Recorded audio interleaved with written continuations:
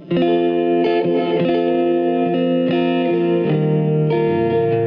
is up, everybody? Welcome to 5 Minute Movie Reviews, the new show where we review all your favorite movies in 5 minutes or less.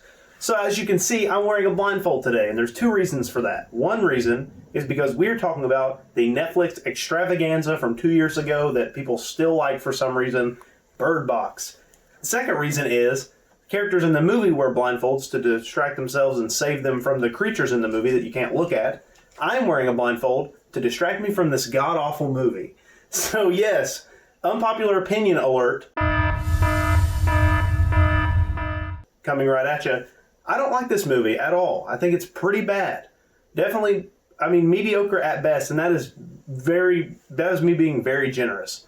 So I'll just hop right on into it with my positives for the movie. I don't want to be all negative. There are some good things, and I want to go ahead and get my positives out of the way first before the negatives. So this will just take a second because there's not much I like in this movie. So for one, the acting in this movie all around, for the most part, is pretty solid. Sandra Bullock is an amazing actress, the Hollywood A-lister at this point, Oscar winner, multiple time nominee. She knocks it out of the park. She's really, really good in this movie.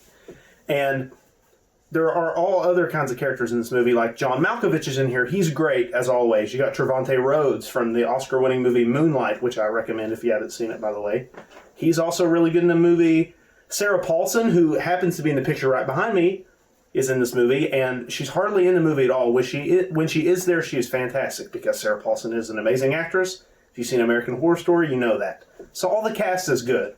Also, the concept of this movie, while something causing the characters in the movie to commit suicide if they see it or are exposed to it has been done before, it's at least an okay concept for a movie, and I can see how that concept would be enticing to some people. It's really kind of out there and strange, but it can make for exciting viewing if done well, which this movie definitely does not do. Yeah, that's about all of my positives for the movie. So, also, am I going to wear this blindfold the entire time? I don't know. Keep watching to find out. It's a mystery. So, my negatives with the movie.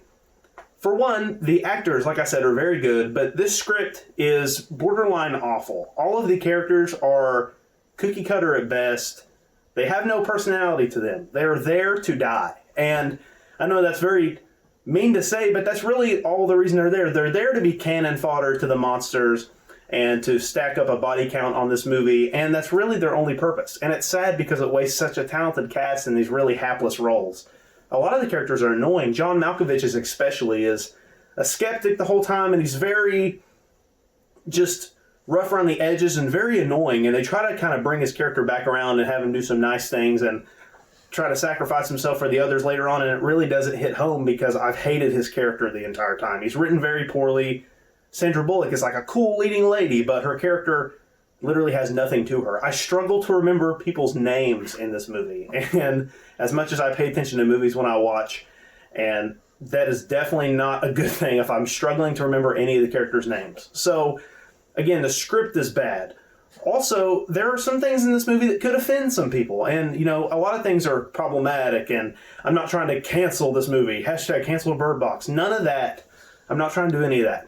But there are some things that are a little problematic. For one, the use of characters with mental illness in this movie is not very good, because the rules in the movie, and there's a line that's a little throwaway, but there's a line in the movie that says that, it's very brief, you kind of have to be paying attention to really understand it because it's just one line, but it's talking about how they use characters with mental illness in this movie to kind of be like followers of these monsters that are causing people to kill themselves. Like, they established that if you already had mental health issues, that you don't kill yourself when you see these monsters. Instead, you kind of act as a disciple or worshiper of them.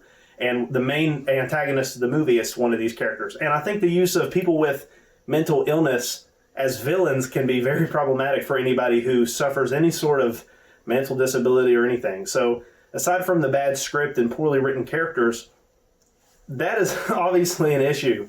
My last big negative in the movie that I want to talk about is this movie kind of takes place in two different time periods. You go between Sandra Bullock and these two kids that she has with her trying to go on this mission, right? And then at the same time, it cuts back to before those kids were born and Sandra Bullock's first experience with the apocalyptic event going on.